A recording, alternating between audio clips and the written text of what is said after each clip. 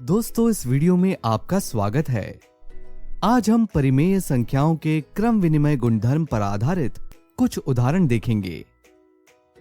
पिछली वीडियो में हमने जाना कि परिमेय संख्याओं का योग और गुणन क्रम विनिमेय है, पर व्यवकलन और भाग क्रम विनिमेय नहीं है। आइए देखते हैं कि कक्षा में क्या पढ़ाया जा रहा है। बच्चों, ध्यान से देखो और बताओ कि इनमें से कौन सा विकल्प सही है। आप सब भी इस सवाल को हल करिए। सर, हम परिमेय संख्याओं का गुणन किसी भी क्रम में कर सकते हैं, इसलिए पहला विकल्प सत्य है। एकदम सही। दूसरे विकल्प के बारे में आपको क्या लगता है? सर, दूसरा विकल्प गलत है, क्योंकि परिमेय संख्याओं का व्यवकलन क्रम विनिमेय नहीं है। हम यहाँ पर देख सकते हैं, बाईं ओर उत्तर आया 1/4 और दाईं ओर उत्तर आया ऋण 1/4। पर सर, तीसरा विकल्प सही है। बाईं ओर उत्तर आया 29/20 और दाईं ओर भी उत्तर आया 29/20, क्योंकि परिमेय संख्याओं का जोड़ क्रम विनिमेय है। और चौथा वाला विकल्प गलत है। हम यहाँ देख सकते हैं कि बाईं ओर उत्तर 5/6 आ रहा है और दाईं ओर उत्तर 6/5 आ रहा है। ये बराबर नहीं है, यह एक दूसरे के व्युत्क्रम है। सही जवाब सोहन। पर आखिरी वाले विकल्प के बारे में आप क्या सोचते हो? सर, अगर हम इसके बाएं पक्ष यानी LHS पर गौर करें तो हम वर्गमूल 9 को 3 के बराबर और वर्गमूल 25 को 5 के बराबर लिख सकते हैं।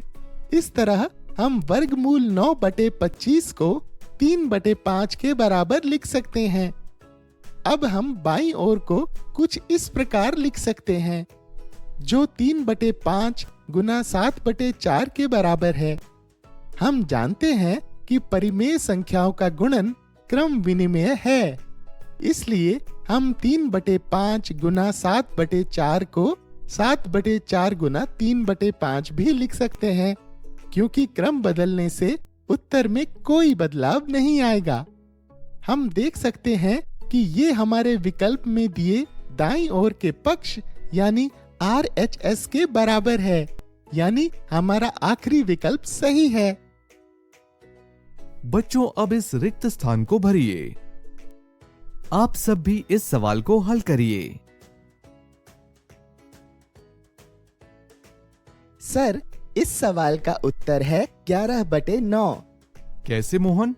सर, इस सवाल में हमें ऐसी संख्या ढूंढनी है जो कि वर्गमूल 4/3 से गुना होने पर 11/9 और 2/3 के गुणनफल के बराबर उत्तर दे।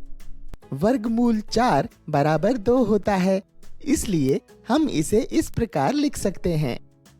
दिए गए प्रश्न को हम इस तरह भी लिख सकते हैं। अब इसे हल करिए। हम जानते हैं कि परिमेय संख्याओं का गुणन क्रम विनिमेय होता है, इसलिए अगर हम यहाँ रिक्त स्थान पर 11/9 लिखेंगे तो हम देख सकते हैं कि बायां पक्ष दाएं पक्ष के बराबर है, यानी हमारा उत्तर 11/9 है। बच्चों, इस वीडियो में हमने परिमेय संख्याओं की क्रम विनिमयता से संबंधित उदाहरण देखे। इस सत्र में इतना ही। धन्यवाद।